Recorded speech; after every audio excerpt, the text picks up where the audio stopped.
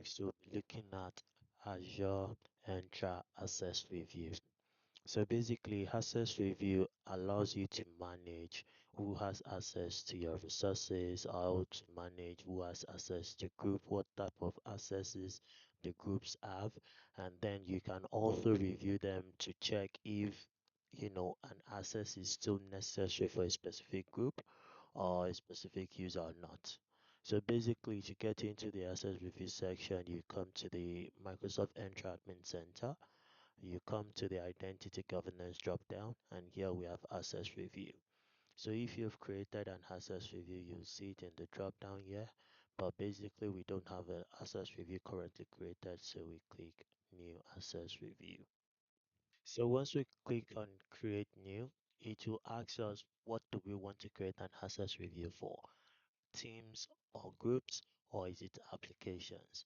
In this section, when you click applications, it allows you to choose the specific application or applications you want to create the review for. But in my case, I have no cloud help because this is just a test environment. So I'm going to click on groups. So when you click on groups, it asks you, is it a Microsoft 365 group with guest user, or is it your actual team and group within your scope? So when you click that, it will allow you to choose what group you want and all of that. So in this section, I'm going to choose one of my test groups. Let's see, IT department. Yes, and then you click select.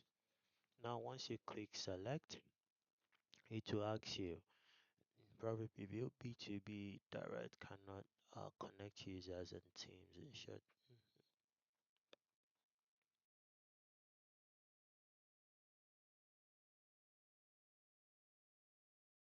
So you can choose this to only review for inactive users. Let's say, for example, you give some accesses to some users in the group and they are not using it.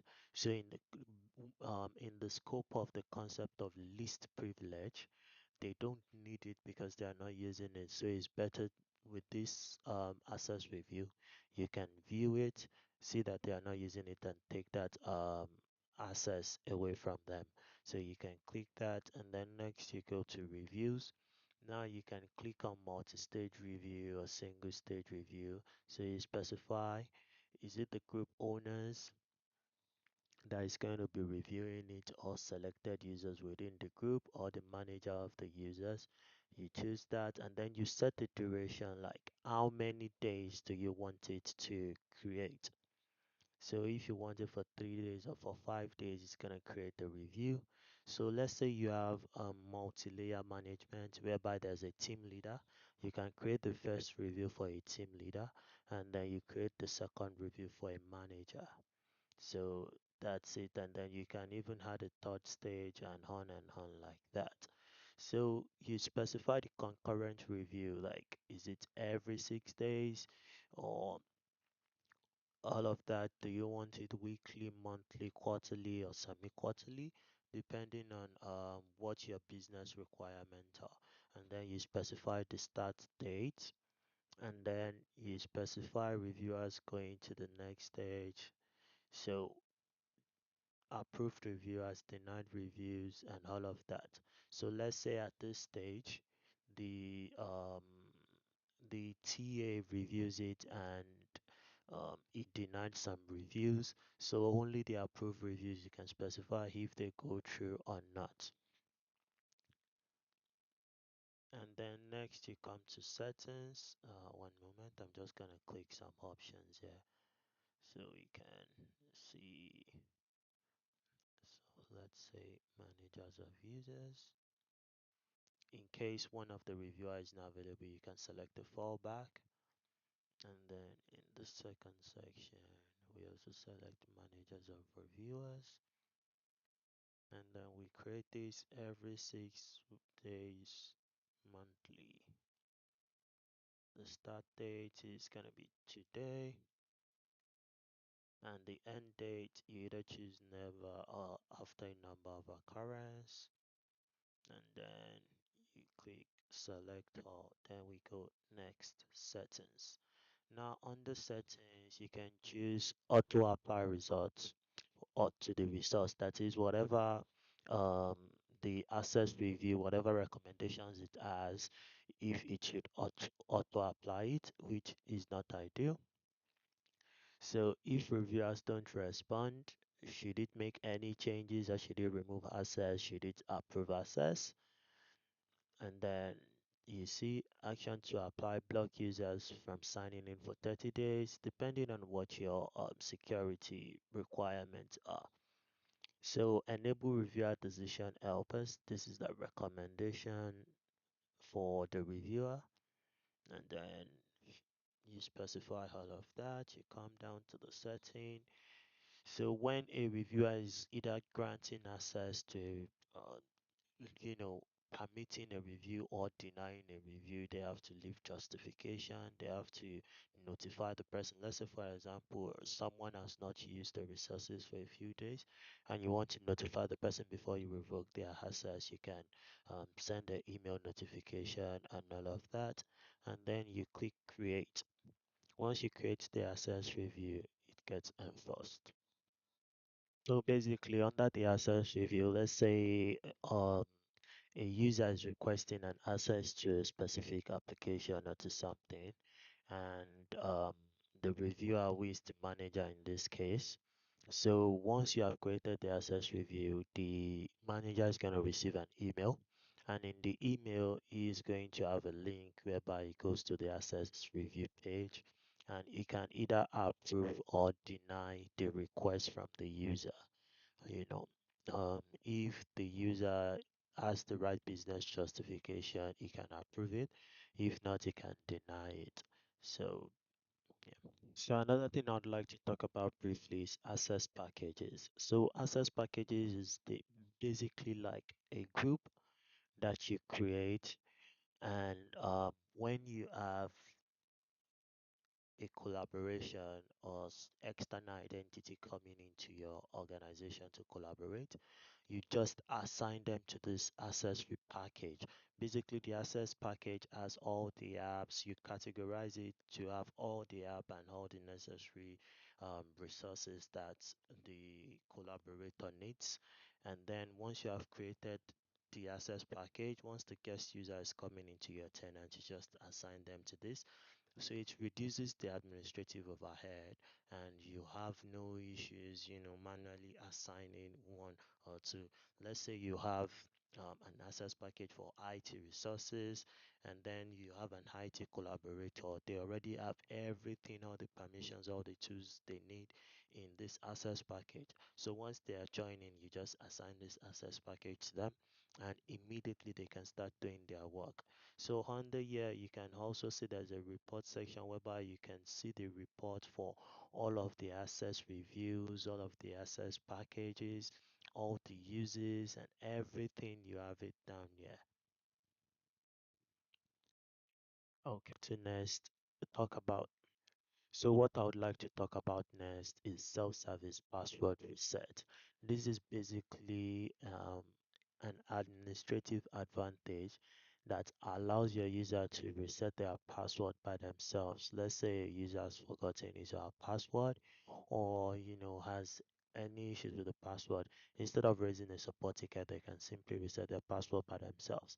So to do that, you come to your Microsoft Entra Admin Center, you click on protection, and here you have password resets, and here you can choose if you want to create the password reset for selected groups, or if you want to enable it for all your users. So it's currently enabled for all users, and then you come to the registration authentication method. Now for the authentication method, when a user clicks on reset my password, they have to authenticate themselves, verify that they are indeed the user. So it is advisable to choose two options just to be safe. It is kind of like multi-factor authentication in this stage, whereby they verify themselves with email and mobile phone SMS. So you leave that at two, and then you're also safe. Now you come to registration. You can either require users to register when they are signing in. So this is very good because when you enable it, every new user in your ecosystem, they enroll for self-service password reset. They put the options they want, and then you can set the number of days before users are asked to reconfirm the authentication information. That is, if they still have the same mobile phone for email, the same mobile phone for SMS, or if they still have access to the same private email account for the OTP code. So you set that and then you save, and then you come to the notifications like um, should users be notified about password reset? That is, when they reset their password, should they receive a notification like in the email or something? And also, should all admins be notified when other admins, including all users, when they reset their password? And then you can do the customization like if the user is still having an issue with setting up self-service password request, or they are logged out for one reason or the other, you can put a customized help desk link so they can click on that link and they get in touch with you. And then there is on-premise integration for the hybrid environment. You would need to install some agents that are capable of performing the password write back, and then there is administrator policies that you can configure. Um, yeah, so the number of method, this is basically the policy, and then you can change it, and all of this information changes. Also, you can check the audit logs to see the number of people that do the self-service password reset. Was it successful? Was there any failure? And all of that.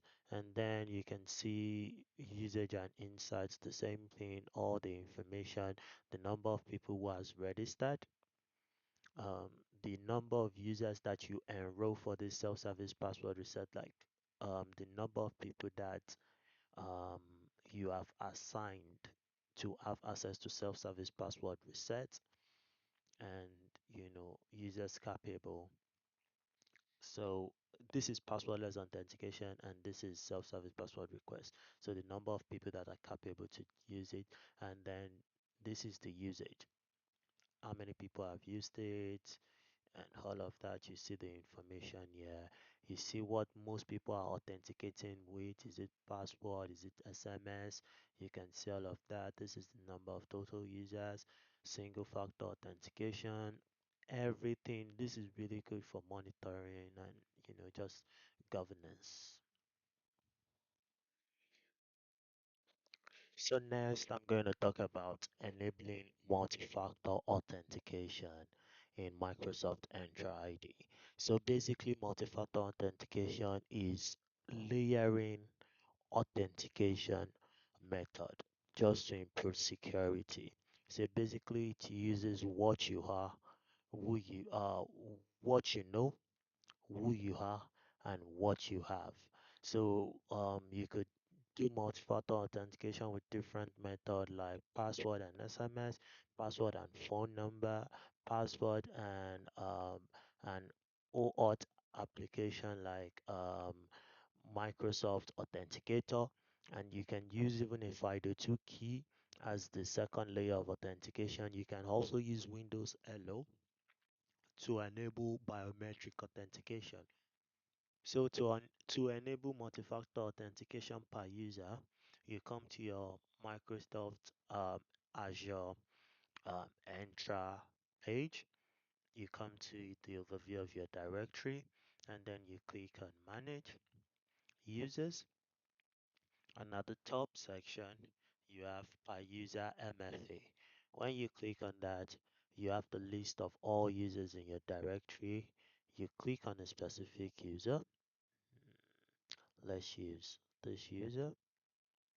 You click on that user, and here you have enable MFA, or you can specify users MFA setting. See, require selected user to provide contact method again, which is very stressful, not user friendly. Delete all existing app password generated by the selected user. Restore multi-factor authentication on all remembered devices. So basically, these are settings that doesn't make it very user friendly. So it's best to leave them. And now you click enable multi-factor authentication. You get a notification that basically tells you what the multi-factor authentication is about and what it is going to do in the environment, what it's going to do to the user. And then you see, you send this link to the user so they can set up their multi-factor authentication. And then you go enable. Once you go enable, you'll see it here. One moment. You wait for it. You come out and you come back in, and multi-factor authentication should be enabled. You can see for Ademola Ojo, it is now enabled. So basically, that is how you enable multi-factor authentication. Now to disable multi-factor authentication, you click on it and then you disable it or you enforce it. As simple as that. So basically, that is how to set up multi-factor authentication. So next, I'm going to touch on how to invite an external identity into your domain. So basically, they are referred to as guest user. And with Microsoft Entra, we have three types. So basically, there's external identity, which means someone that is not a member, a user of your directory. So it's divided into B2C. So B2C direct, B2C connect is inviting a user that from their own directory they also have Microsoft Entra. So they are also using Microsoft Entra as their identity provider. So with that you use B2B connect, business to business connect. You are connecting trust between your own directory, your identity provider, and their own identity provider because it is the same. And then there is B2B collaboration. B2B collaboration basically means you are inviting someone that is external but using a different identity provider. Let's say they are using um, Okta or they're using SalesPoint or CyberHack or Google, whatever they are using, it is not Microsoft Entra. So you are inviting them into your directory because there is, a collaboration or something that you want to do. They have a project they're working for you on. So you use that is basically B2B collaboration. And then there is also B2C. B2C basically means you are inviting a customer. It is used, B2C is used to manage customer facing apps. So basically, when they want to access your app, they will use the identity that they already have.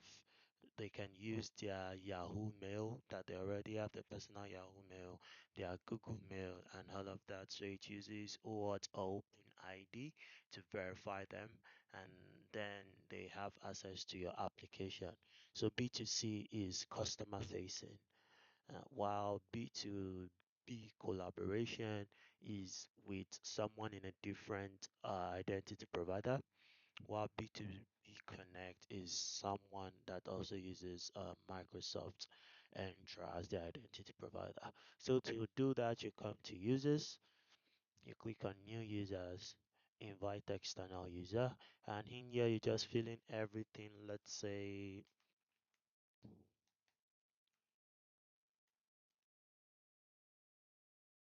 so basically that is the email address that the invite is going to be sent to. You specify the name, send invite message.